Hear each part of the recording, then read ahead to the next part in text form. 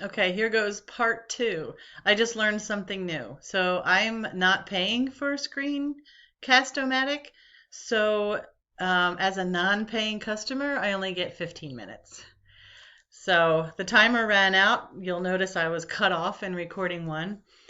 So very quickly, I just wanted to come back on and do a short video to show you what it looks like from a student's perspective um, when they're looking at our classes.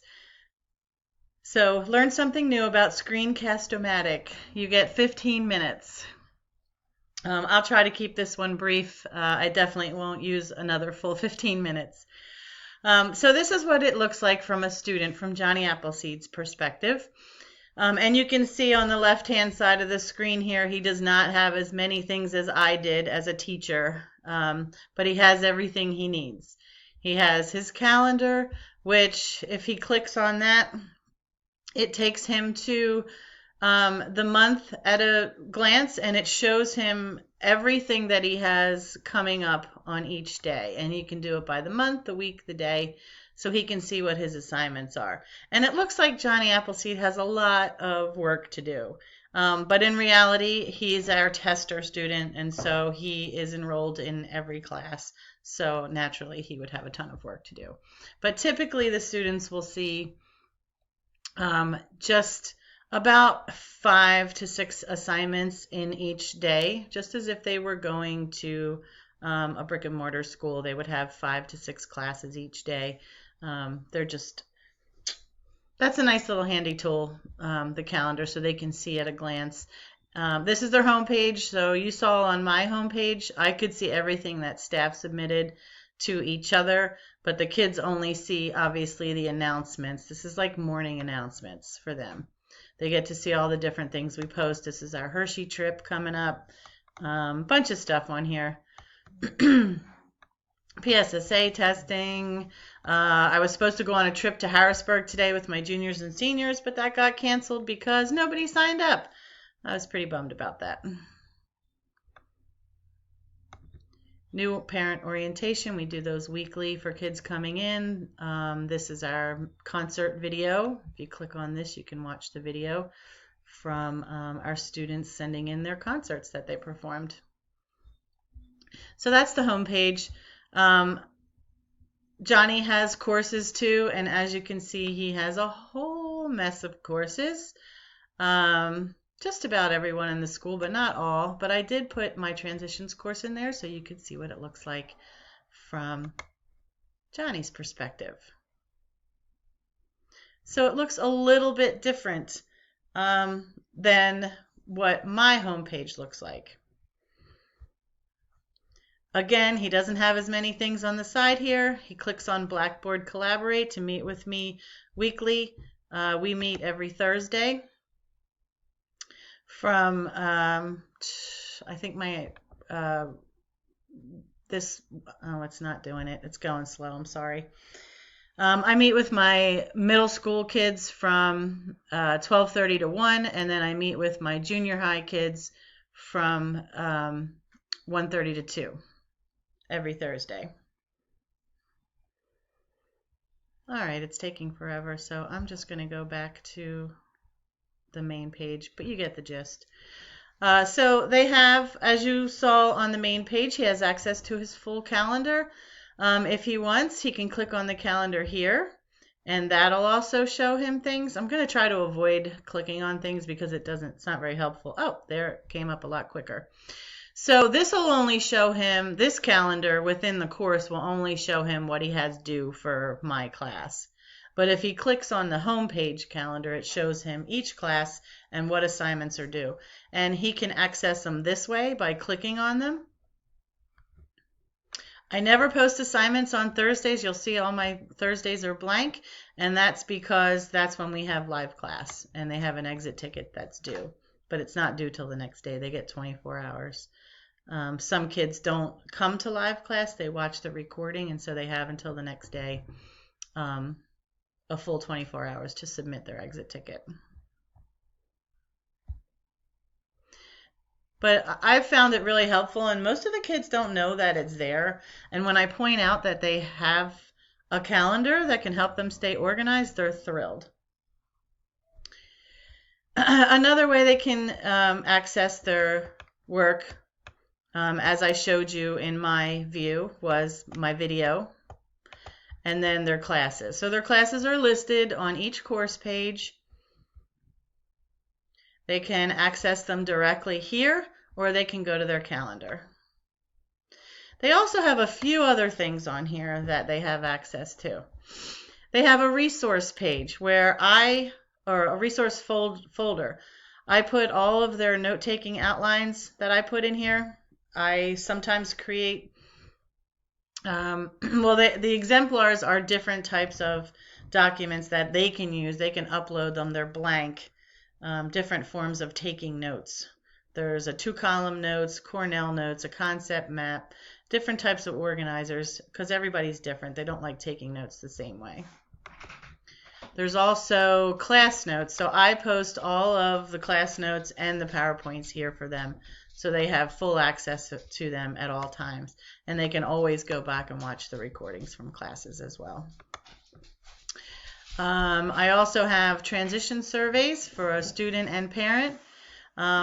Planning for the future checklist. These are all resources that I have available. Things that we do in class. We recently did an activity where they had to interview somebody. We also did an activity where they watched television and they picked a character from one of their favorite TV shows or movies and described what their job was. So that was pretty neat. And then there's also website links for activities that we use. They did a learning style. Youthhood is a fabulous, fabulous website created by the Department of Labor.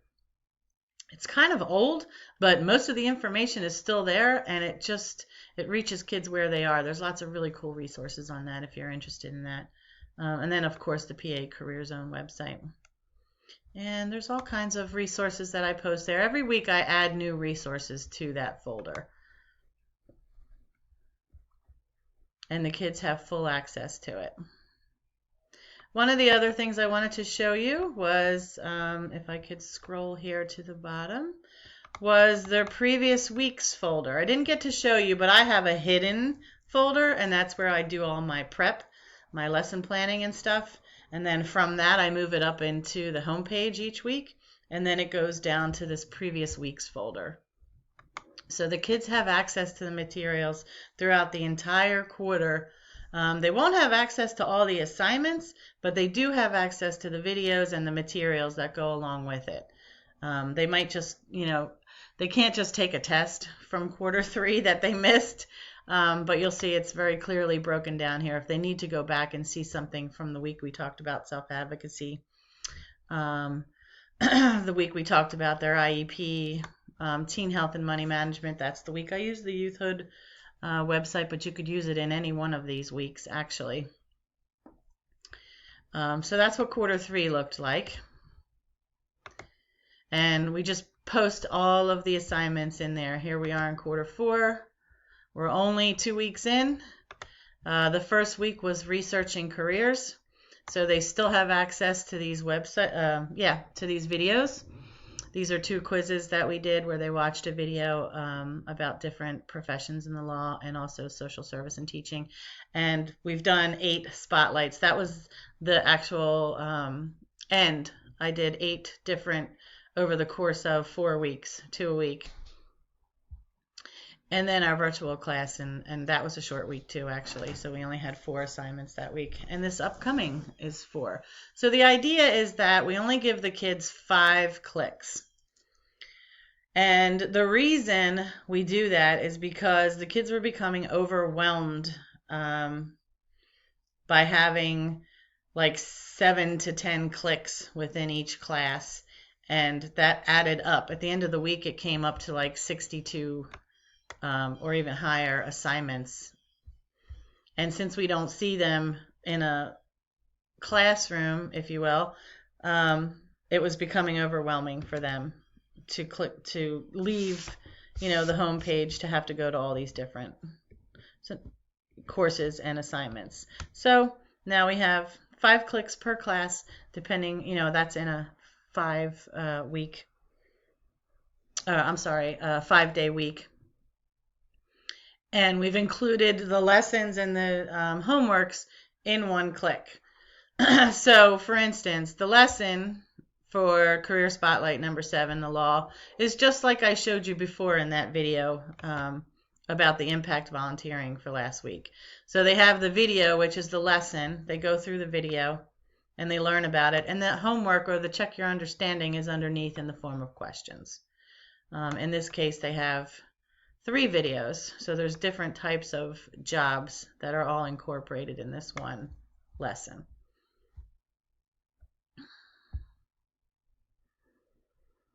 And my class is a little bit different than other classes. You know, math and science and social studies and language arts, they have lessons, check your understandings or homeworks, but then they also have like unit tests or quizzes, projects and stuff that help make sure that they're meeting the standards. In my class, I typically just do writing assignments and projects. I don't really have unit tests or quizzes because I'm covering so much material. It's not a I don't know how to describe it. It's I